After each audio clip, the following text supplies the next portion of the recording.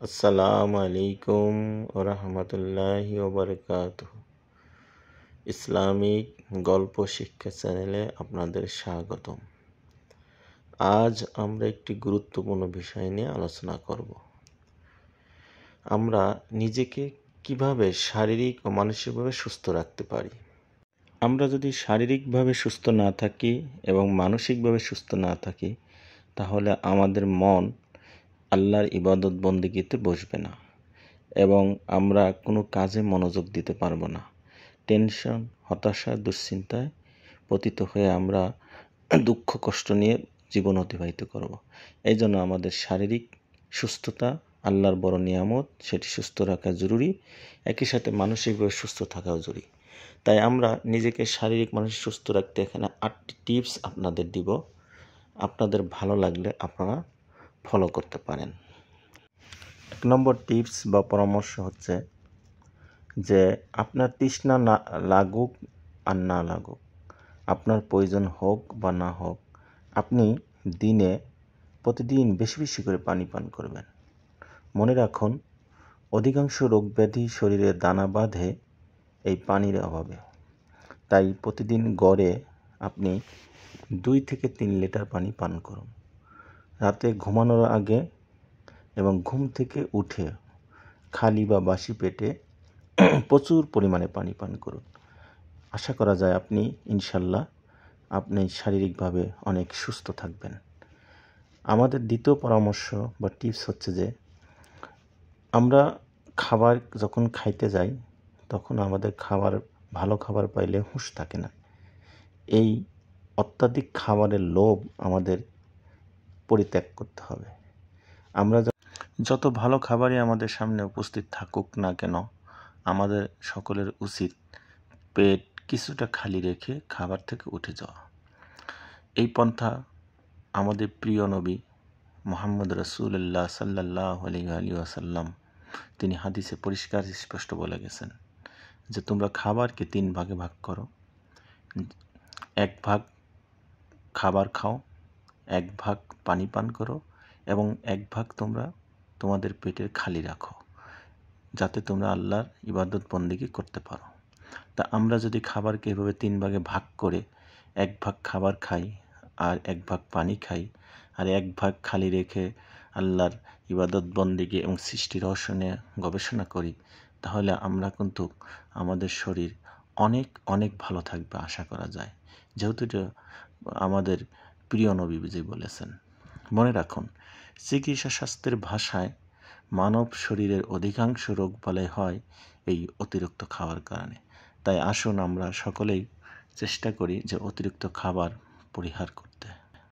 আমাদের তৃতীয় পরামর্শ বা টিপস হচ্ছে যে আপনার জীবনে যত শত ব্যস্ততাই থাকুক না কেন, প্রতিদিন আপনি কিছু সময় খেলাধুলা করুন, অথবা শারীরিক ব্যায়াম করুন, অথবা আপনি হাঁটাহাঁটি করুন, অথবা আপনি অফিস বা বাসায় সম্ভব হলে সিঁড়ি দিয়ে ওঠানামা করুন। আশা করা যায় আপনি যদি এই শারীরিক ব্যায়াম বা হাঁটাহাঁটি বা প্রতিদিন করেন, তাহলে আপনার শরীর অনেক সুস্থ থাকবে। আমাদের চতুর্থ পরামর্শ বা টিপস হচ্ছে যে বেশি বেশি রাগ বা ক্রোধ বা জেদ করা ছেড়ে দিন, বেশি বেশি দুশ্চিন্তা করা ছেড়ে দিন, বেশি বেশি হতাশা ভোগা বন্ধ করুন এবং আপনার জীবন থেকে হিংসা করা ছেড়ে দিন।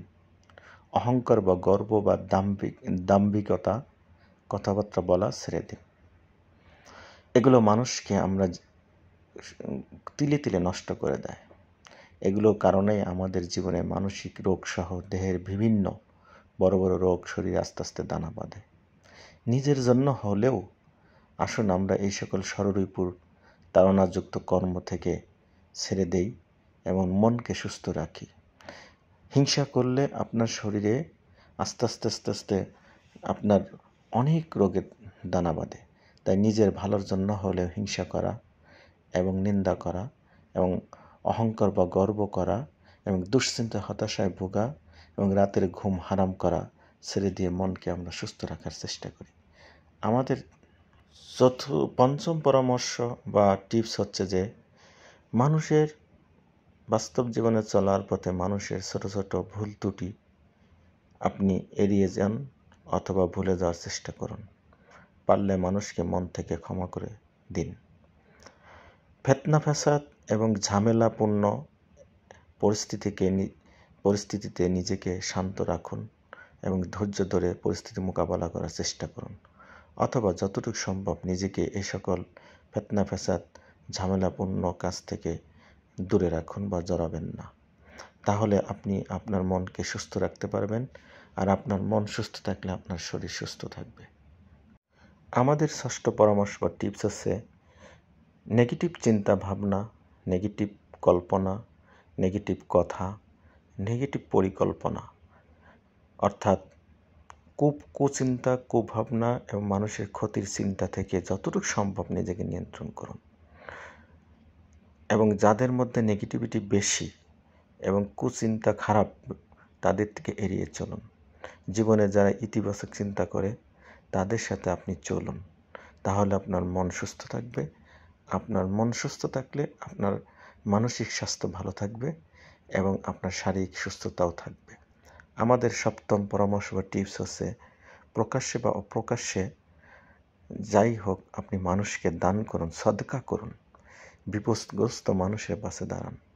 যতটুকু সম্ভব অর্থ দিয়ে, সময় দিয়ে অথবা পরামর্শ দিয়ে মানুষকে সাহায্য করুন। মনে রাখুন, সদকা করলে আল্লাহর তরফ থেকে বিভিন্ন রোগ ব্যাধি হতে আপনি রক্ষা পাবেন। আল্লাহ আপনাকে সুস্থ রাখবে। আমাদের অষ্টম পরামর্শ বা টিপস হচ্ছে, যদি আপনার চুল ধূসর বা সাদা হয়ে যায়, এর মানে এই নয় যে জীবনের শেষ হয়ে গেছে। আপনি জীবন নিয়ে আশাবাদী হন। নিজেকে উপভোগ করুন, নিজের আনন্দদায়ক কাজে সময় দিন। যে নিজেকে ভালোবাসতে জানে না অথবা নিজের প্রতি যত্ন নেয় না, সে অপরকে কেমনে ভালোবাসবে বা যত্ন নিবে? তাই নিজেকে একান্তে সময় দিন। নিজের ভালো মন্দ নিয়ে নিজেই বিচার করুন, নিজেকে ভালোবাসতে শিখুন, নিজের প্রতি যত্ন নিন। আপনি সুস্থ থাকবেন, এটা নিশ্চিত বলা যায়। আপনি মানসিকভাবে সুস্থ থাকবেন, আপনার ঘুম ভালো হবে, ইনশাল্লাহ আশা করা যায় আপনি শারীরিকভাবে সুস্থ থাকবেন। আমরা যে 8টি ফর্মুলা বা টিপস এখানে দিয়েছি, আমরা যদি বাস্তব জীবনে 8টি টিপস আমরা সকলে মেনে চলার চেষ্টা করি, আশা করি আমরা শারীরিক ও মানসিকভাবে সুস্থ থাকবো ইনশাল্লাহ। আল্লাহ আমাদের সবাইকে সত্য জানা, বোঝা ও মানার তৌফিক দিক। আল্লাহ হাফেজ। আমাদের ভিডিও যদি আপনার ভালো লাগে তাহলে সকলে লাইক কমেন্টস করবেন এবং আমাদের সাথেই থাকুন। আসসালামু আলাইকুম।